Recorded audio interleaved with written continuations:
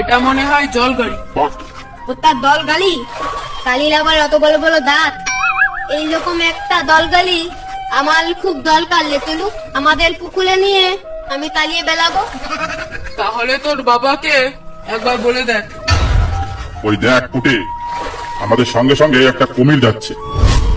বাবা, এইরকম একটা দল গালি আমার খুব দরকার। এই দল গালি আমি পুকুরে নিয়ে তালাবো। গুড্ডু কি বলছে রে রমেশ? তোর ছেলে জল গাড়ি নেবে রে, জল গাড়ি নেবে। জল গাড়ি নিয়ে তোদের পুকুরে নিয়ে চালাবে। জল গাড়ি মানে?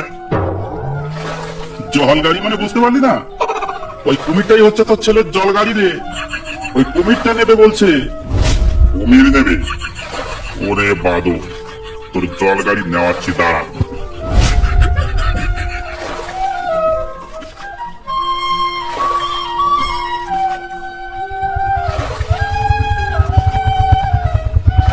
উঠে ফরেস্টারের বোট আসছে। মধু ভাঙতে যাওয়ার কথা একটু বলবি না, তাহলে আমরা ফেসে যেতে পারি। এই দাঁড়াও, এ কি এত ছোট ছোট বাচ্চা নিয়ে কোথায় যাচ্ছ তোমরা? জঙ্গলে বাচ্চা নিয়ে যাওয়া আইনের বিরুদ্ধে, এ কথা কি তোমরা জানো না?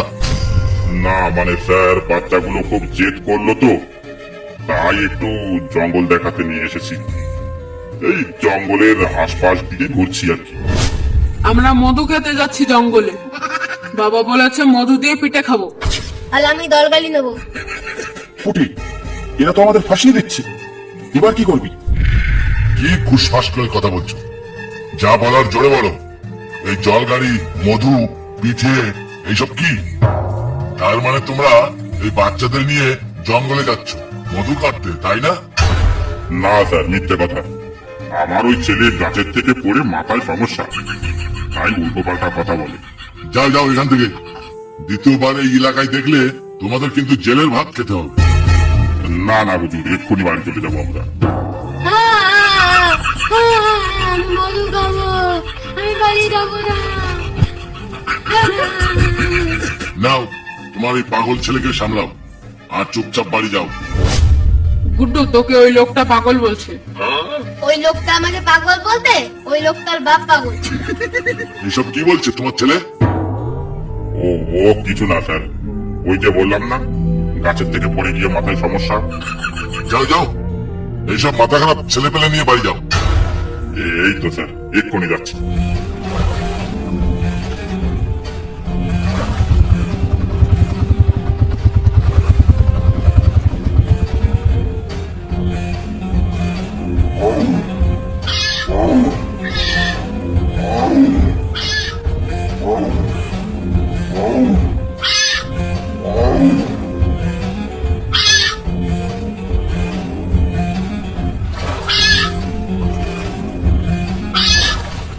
ওই দেখো রমেশ দা, তিনটে বাঘের বাচ্চা।